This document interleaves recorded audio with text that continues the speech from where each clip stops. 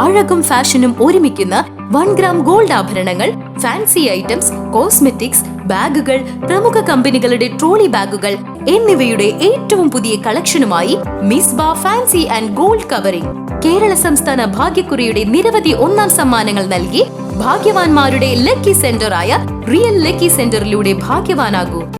പിണറായി സർക്കാരിന്റെ പോലീസ് മർദ്ദനങ്ങളെ ന്യായീകരിക്കുന്ന വടക്കാഞ്ചേരി എം.എൽ.എ രാജിവെക്കണമെന്നാവശ്യപ്പെട്ട് യൂത്ത് കോൺഗ്രസ് വടക്കാഞ്ചേരി നിയോജക മണ്ഡലം പ്രസിഡന്റ് ഒ ശ്രീകൃഷ്ണൻ ഏകദിന ഉപവാസ സമരം തുടങ്ങി.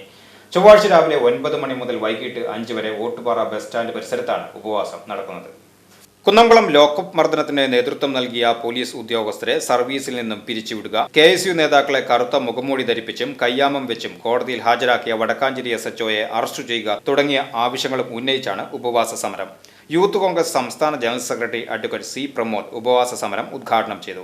ഒരു പ്രധാനപ്പെട്ട വിഷയം ഏറ്റെടുത്തുകൊണ്ട് ഇന്ന് ഓട്ടുപാറ ബസ് സ്റ്റാൻഡിൽ ഏകദിന ഉപവാസം അനുഷ്ഠിക്കുകയാണ്. ഈ നാട്ടിലെ മനുഷ്യ മനസാക്ഷി ഞെട്ടിച്ച ലോക്കപ്പ് മർദ്ദനം നമുക്കറിയാം. 2-3 ആഴ്ചകൾക്ക് മുമ്പ് കൃത്യമായി പറഞ്ഞ ഓഗസ്റ്റ് മാസം 3-ാം തീയതി കേരളത്തിനകത്തെ ദൃശ്യമാധ്യമങ്ങളുടെ പുറത്തു വരികയുണ്ടായി.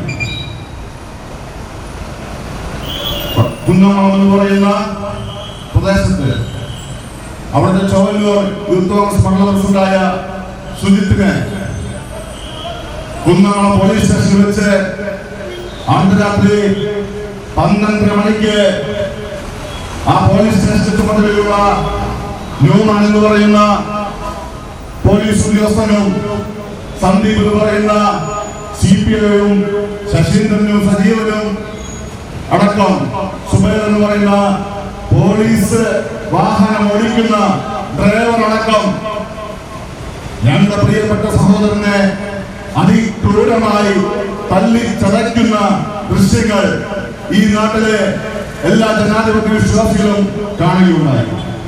വടക്കാഞ്ചേരി നഗരസഭാ പ്രതിപക്ഷ നേതാവ് SAA ആസാദ്, യൂത്ത് കോൺഗ്രസ് മണ്ഡലം പ്രസിഡന്റ് ജീഷോ ലോനപ്പൻ, നേതാക്കളായ NR Satheesan, CC Sreekumar, TP Gireesan, youth Congress ഭാരവാഹികൾ ഉൾപ്പെടെ നിരവധി പേർ സമരത്തിൽ പങ്കെടുത്ത് സംസാരിച്ചു.